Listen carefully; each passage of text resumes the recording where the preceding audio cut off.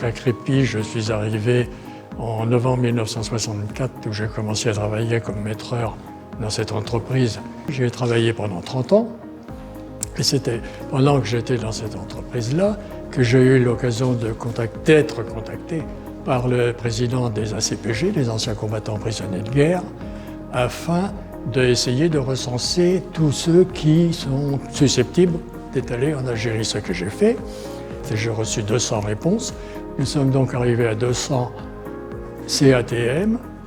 Et depuis ce jour-là, 1973, la section existe. Effectivement, on a participé au jumelage avec mon épouse, aux bouquets provinciaux, on a fabriqué des chars, on les a garnis de fleurs, etc.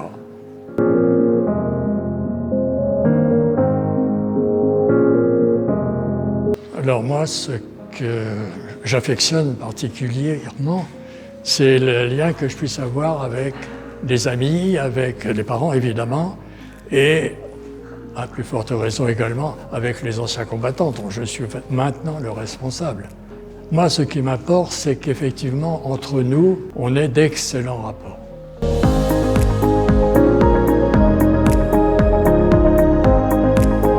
Un des ACPG, un ancien combattant prisonnier de guerre qui a été résistant pendant la Seconde Guerre mondiale et qui a attendu 70 ans pour être décoré de la Légion d'honneur, j'ai réussi à lui faire avoir cette médaille parce que, à cette époque-là, le gouvernement a lancé un deuxième programme disant que les personnes méritantes y avaient le droit. Donc j'ai fait la demande.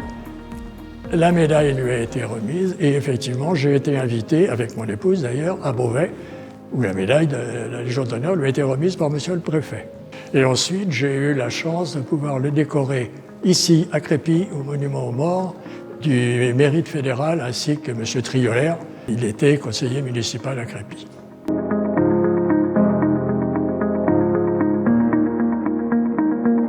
Et lorsque monsieur le maire m'a téléphoné pour me dire que j'aurais la médaille, j'avais du mal à y croire. Je lui ai dit que je lui ai demandé si je la méritais.